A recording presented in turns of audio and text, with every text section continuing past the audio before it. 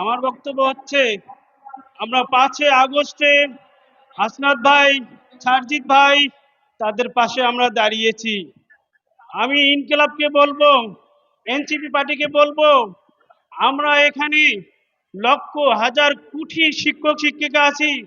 ইনশাআল্লাহ আপনাদের ইনকিলাব, আপনাদের এনসিপি পার্টিকে নিয়ে চিন্তা করা লাগবে না। আপনারা আমাদের পাশে আসুন, আমরা আপনাদেরকে সহযোগিতা করব ইনশাআল্লাহ। সারা বাংলাদেশ থেকে আমরা সবাই আপনাদেরকে সহযোগিতা করব। এবং আমি আরো বলতে চাচ্ছি, বিপিনুর ভাই, আপনি আপনি আমাদের উত্তর অঞ্চল রংপুর, কুড়িগ্রাম, ফুলবাড়ি এলাকায় গিয়েছিলেন। আপনারা আপনারা আমাদেরকে সহযোগিতা করুন, আমরা আপনাদেরকে অনেক ভালোবাসি।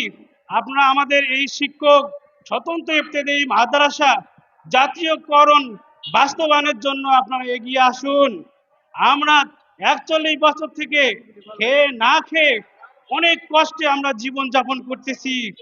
আমাদের আমাদের আমাদের একটাই চাওয়া, বাস্তবায়ন। গত জানুয়ারি 28 তারিখে মাসুদুল হক স্যার উনি আমাদেরকে ঘোষণা দিয়েছিল যে জাতীয়করণ করা হবে মে মাসের মধ্যেই, কিন্তু মে মাসের আজকে 19 তারিখ, কিন্তু জাতীয়করণের ঘোষণা তো দূরের কথা, আমাদের এখন পর্যন্ত গ্যাজেট প্রকাশ হয় নাই। কেন এটা হলো, আমরা এটা জানতে চাই। আমরা এটা জানতে চাই, আমরা আমাদের এটা উত্তর চাই। আমরা আর পিছনে থাকতে চাই না। ইনশাআল্লাহ আমরা এই জাতীয়করণের জন্য আজ কেন, আরো যদি 10 দিন থাকতে হয় আমরা থাকবো, তবু আমরা জাতীয়করণ নিয়ে বাসায় ফিরবো ইনশাআল্লাহ।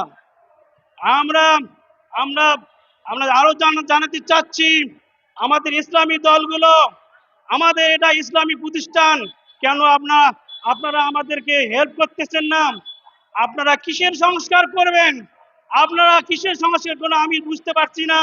যেখানে ইসলামী প্রতিষ্ঠান 40 বছর থেকে না খেয়ে না দেহে অনাহারে সব তারা জীবনযাপন করতেছে।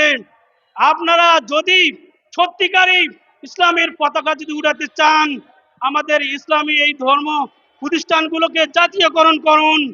নইলে জাতীয় জাতীয় করলে আমরা আপনাদের সঙ্গে থাকবো, আপনাদেরকে আমরা ভালোবাসি। আমরা এই দেশকে গড়ার জন্য মুসলিমকে সামনে নিয়ে ইসলামের পতাকা উড়াবো ইনশাআল্লাহ। প্রিয় ভাই ও বিন্দুরা, আমাদের সহপাঠী শিক্ষক বিন্দুরা, আপনারা কেউ কেউ এখান থেকে জাতীয়করণ না নিয়ে কেউ যাবেন না। আমরা প্রজন্মদের আরো 5 দিন থাকবো, 10 দিন থাকবো, আমরা জাতীয়করণ নিয়ে বাড়িতে ফিরবো ইনশাআল্লাহ।